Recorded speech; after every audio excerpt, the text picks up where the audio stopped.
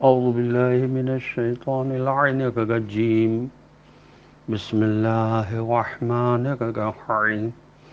يا بني إسرائيل قد أنجيناكم من عدوكم ووعدناكم جانب الطور الأيمن ونزلنا عليكم المن والسلوى اللهم صل على محمد وآل محمد وعجل فرجه السلام علیکم ورحمۃ اللہ وبرکاتہ۔ اللہ تبارک و تعالیٰ کا شکر ہے کہ میں نے سورہ طٰہٰ جو قرآن مجید کے 20 نمبر کا سورہ اس کی آیت نمبر 80 کی تلاوت کا شرف حاصل کیا، جس کا ترجمہ یہ ہے کہ اے بنی اسرائیل، تمہارے دشمن سے یقیناً ہم نے تمہیں نجات دی اور تمہیں طور کی دائیں جانب وعدہ دیا، اور ہم نے تم پر من و سلوہ نازل کیا۔ طور ایمن اور من و سلوہ کے بارے میں سورۃ البقرہ میں تشریح گزر چکی ہے، اس لیے ہم اسی موضوع کو تھوڑا سا آگے بڑھاتے ہیں جو پچھلی آیت میں چل رہا تھا۔ حضرت امام محمد باقر علیہ السلام سے روایت ہے کہ نماز کے پڑھنے کے بارے میں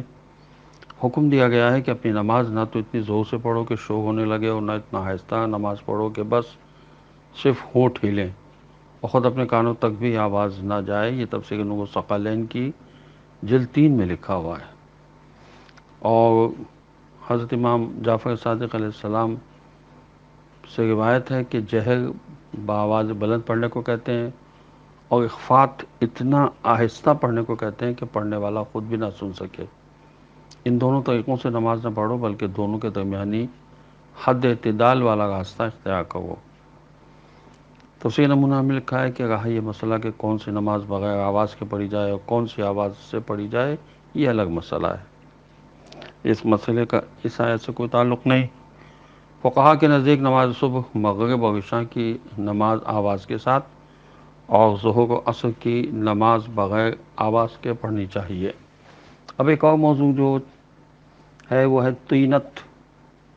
سورہ انعام قرآن مجید کا 6واں سورہ ہے، اس کی آیت نمبر 2 میں ارشاد ہوا هو الذی خلقکم من طین، وہ وہی خدا ہے جس نے تم کو مٹی سے پیدا کیا۔ مالک بن دہیہ کہتے ہیں کہ ہم امیر المومنین علی علیہ السلام کی خدمت میں حاضر تھے کہ لوگوں کے اختلاف صورت و صیغت کا ذکر چھیڑا تو آپ علیہ السلام نے فرمایا ان کے مبدا طینت نفوس مدبرہ جن میں لوگوں کے وجود کا انحصار ہوتا ہے نے ان میں تفریق پیدا کر دی ہے، اس طرح کہ وہ شورا زاغ و شیریں زمین اور نرم و سخت مٹی سے پیدا ہوئے ہیں، لہذا وہ زمین کے قرب کے اعتبار سے متفق اور اختلاف کے تناسب سے مختلف ہیں۔ اس وقت کبھی ایسا بھی ہوتا ہے کہ خوش شکل انسان عقل میں ناقص اور بلند قامت آدمی پست ہمت ہو جاتا ہے، نیکوکار بدصورت اور کوتاہ قامت دور اندیش ہوتا ہے، اور طبعاً نیک سرشت کسی بری عادت کو اپنے پیچھے لگا لیتا ہے، اور پریشان دل والا پراگندہ عقل اور چلتی ہوئی زبان والا ہوش مند دل رکھتا ہے۔ والسلام علیکم ورحمۃ اللہ وبرکاتہ۔